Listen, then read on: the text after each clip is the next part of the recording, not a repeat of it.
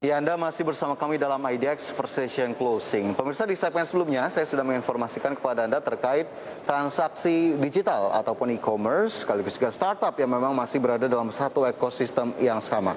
Kali ini kita akan coba angkat terkait dengan isu tersebut, bagaimana kemudian akhirnya transaksi digital bisa menjadi penopang utama dari tumbuhnya e-commerce ataupun startup di Indonesia, dan bagaimana kemudian akhirnya go digital ini bisa menjadi jawaban. Tapi sebelumnya saya ingin menginformasikan beberapa hal, pemirsa, di mana yang pertama adalah transaksi digital ataupun e-commerce ini tercatat naik 400%. Nah, ini juga menjadi satu poin tersendiri. Namun sayangnya seiring tingginya transaksi digital di e-commerce, kita tahu bahwa faktanya e-commerce masih dikuasai produk-produk impor. Nah, beberapa negara asal dari produk-produk yang ada di e-commerce tersebut dari China, Amerika Serikat, dan juga Singapura. Ini menjadi satu ironi tersendiri ya, karena memang masyarakat Indonesia termasuk cukup gemar ataupun menyukai untuk bertransaksi di e-commerce karena kemudahan, karena kepraktisannya, tapi sayang sekali produk impornya masih banyak didominasi dari negara lain. Nah, produk impornya kenapa sih sebetulnya disukai, pemirsa? Jika kita lihat alasan-alasan utamanya diantaranya karena harganya kompetitif atau bisa kita bilang murah, dan bahkan barangnya sendiri atau produknya sendiri ini langka di pasaran.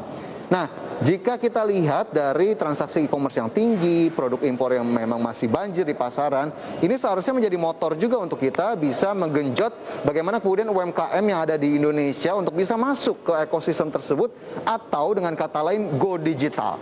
Karena data dari IDEA atau Asosiasi E-commerce Indonesia, maksud saya ini pada Mei 2021, UMKM yang go digital ini baru sebesar 13,7 juta atau 21% dari jumlah UMKM di tanah air. Yang mana kita tahu bahwa UMKM menjadi penopang utama perekonomian Indonesia, bahkan mencapai lebih dari 50%, kurang lebih 60%. Nah, ini memang terus selalu digalakkan untuk bisa masuk ke ekosistem digital. Bagaimana kemudian UMKM kita bisa bersaing, bisa lebih kompetitif dengan pemain-pemain lain, terutama dalam memasarkan produknya dan bersaing dengan produk impor.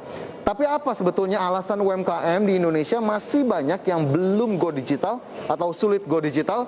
Kita lihat informasi selengkapnya terkait dengan digitalisasi UMKM di Indonesia berikut ini.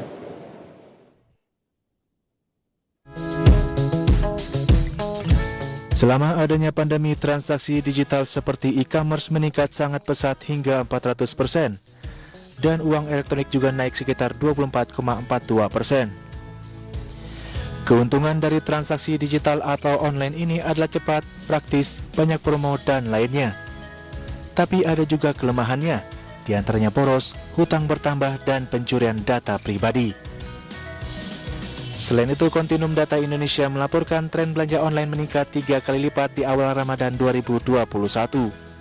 Hal tersebut diperoleh melalui riset terkait perilaku konsumen di tengah pandemi COVID-19 yang dilakukan pada 1 April hingga 25 April 2021. Di sisi lain, pandemi COVID-19 menjadi momentum yang baik untuk pelaku usaha baru memulai bisnisnya. Lewat membuka toko online, pedagang tidak perlu mengeluarkan anggaran untuk sewa toko dan sebagainya. Sebaliknya, dengan melapak online, pedagang sudah bisa menjangkau semua konsumen, tak terbatas tempat. Lantas, sebanyak apa pelaku usaha lokal yang sudah mulai merambah sektor digital? Saksikan pembahasan lengkapnya hanya dalam IDX Precision Closing. Ya, pemirsa, tadi informasinya terkait dengan peningkatan transaksi digital yang kita tahu tadi datanya sudah saya sampaikan ya, naik 400% yang tadi akhirnya diimbangi dengan e-commerce yang memang sudah hadir dan bahkan menjamur begitu, meskipun memang produk-produknya ini masih didominasi atau dikuasai oleh produk impor, meskipun ini bisa menjadi momentum untuk UMKM kita untuk bisa bersaing lebih lanjut. Berarti tadi ada satu informasi yang memang akan kita gali lebih lanjut. Kenapa sih akhirnya UMKM sulit go digital?